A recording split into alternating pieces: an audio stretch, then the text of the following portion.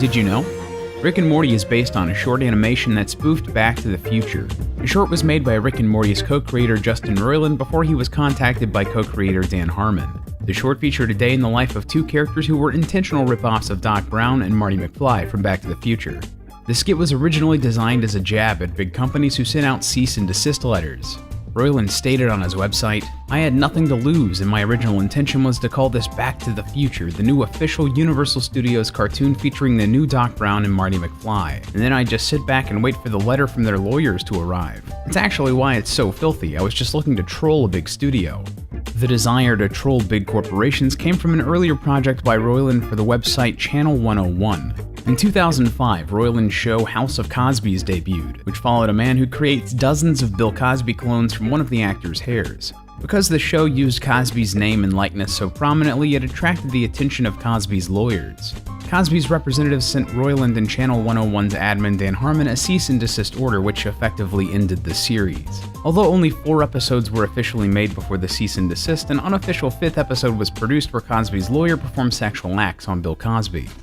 The 4th episode of the Cosby's miniseries shows a cable box that can receive transmissions from anywhere in the universe. This idea was adapted into the interdimensional cable box first seen in the Rick and Morty episode Rick Steam Minutes. A few years after the events of House of Cosby's, Dan Harmon and Justin Roiland collaborated on another, shorter-lived series called Acceptable TV.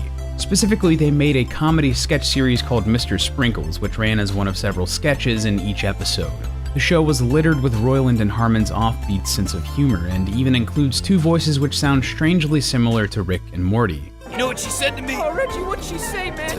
I'll tell you what she said. Unfortunately, Acceptable TV only ran for 1 season. Interestingly, the name Rick Sanchez was used in Acceptable TV long before Rick and Morty. The duo went their separate ways soon after. Harmon would go on to create the highly popular sitcom Community and prioritized his work on the show for several seasons. Several years later, Roiland was contacted by Harmon, who had been asked to create something for Adult Swim. Roiland showed Harmon the pilot and he loved it. Later, after reworking the concept and changing some obviously infringing character names, the idea became the show we know today. One question that creators are often asked relates to the origin of the theme song and the scene shown in the opening sequence. In an interview with the website TV Over Mind, Roiland said that while planning the theme song with composer Ryan Elder, he stumbled upon the idea of combining 2 popular theme songs. He envisioned a mashup between the themes of Doctor Who and the early 2000s science fiction series Farscape, which is evident in the final theme for the show. This song, however, wasn't originally made for Rick and Morty. It was made for another pilot Roiland had produced in 2012 called Dog World. The pilot had humans transported to another dimension where dogs ruled the world and kept humans as their pets, similar to the premise of the Rick and Morty episode Lawnmower Dog. As for the clips that played during the opening sequence, Roiland revealed that all of the scenes were real things which could appear at some point in an episode. He later clarified that this didn't necessarily mean that those episodes would appear soon, and that some of them could take much longer than others to appear. The show's voice recording also has several interesting tidbits. Rick's habit of breaking up lines and words with burps is one of his most notable character traits. In an interview with the Pointless podcast, Roiland stated that these burp takes are usually the last lines recorded while making an episode. Roiland usually drinks light beer and water to summon these belches, and waits for the right time to speak his lines. Because of this sit and wait approach, recording can be a lengthy process, and instead of recording short clips, the entire session is recorded to make sure they capture the right moment. Interestingly, the lighthouse chief in the episode Look Who's Purging Now was originally voiced by Dan Harmon. During a late-night meeting, Roiland convinced Harmon to record some jokes he was riffing in the character's voice. The results of the recording were, as Roiland put it, just gold. However, the track was too long to use in the scene. Roiland lamented the idea of cutting 4 minutes out of the recording and asked writer Ryan Ridley to do another, faster recording that would fit the scene. The character Mr. Jellybean, who appears in the episode Me Seeks and Destroy, bears a striking resemblance to another animated creation by Roiland. Crumply Crumplestein is the main character of a short named Unbelievable Tales, and aside from his physical appearance, he shares a strange inferred hobby with Mr. Jellybean: criminal activity involving children. Regarding the extremely dark nature of the animation, Roiland commented, "At this point in time, all I wanted to do was listen to an audience freak out. So I took this great idea about a creepy kid show host who was kidnapping kids and just went balls out." In another experiment with the audience, Adult Swim began uploading scenes from the then unreleased episode Ricksty Minutes to Instagram. The catch was that each scene was only 15 seconds long, the maximum allowed by the website at the time. The episode consisted of 109 of these 15-second scenes, and the clips were uploaded in reverse order, meaning viewers had to wait for the complete set to be uploaded before they could view the episode from start to finish. Despite these downsides, the episode was uploaded in its entirety by early Friday, and especially enthusiastic fans didn't have to wait until the following Monday to get their fix. There was another promotion of sorts in the works, but this one didn't see the light of day.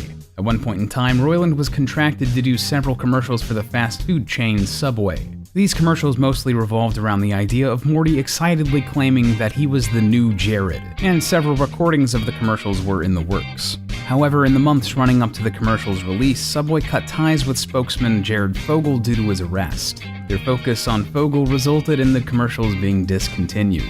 According to Roiland, they were split up into 8 different flash drives, half of which have since been lost. Although they avoided this controversy, the show's creators aren't ones to shy away from reality. According to Dan Harmon, the uncertain nature of Beth and Jerry's relationship is an attempt at portraying a more realistic marriage. Harmon commented on the couple, saying, "Jerry and Beth's dysfunctional relationship is based on the idea that when we watch media, the focus on marriage is always whether or not it's going to work. And we tell stories that either resolve or don't. But most people in this room, I imagine, grew up with parents who were, and still are, constantly on the brink of divorce."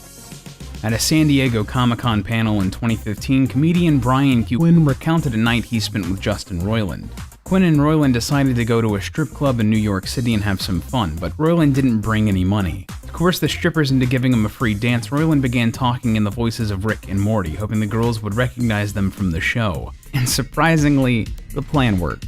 According to Quinn, it was just like being at a strip club with Rick and Morty, which is as amazing as it sounds and is the most genius thing I've ever seen inside or outside of an adult establishment. Because he didn't bring any money, he found girls who were fans of the show and he tipped them in sketches of Rick and Morty.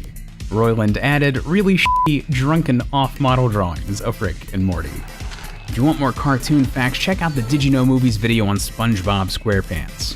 And if you liked this video, consider giving it a like and subscribing to the channel. And hi, my name's Lee, I'm a human speaky box. I do case studies, video essays, and retrospectives over on Arcadia. You should go check it out. I'm gonna stop talking now.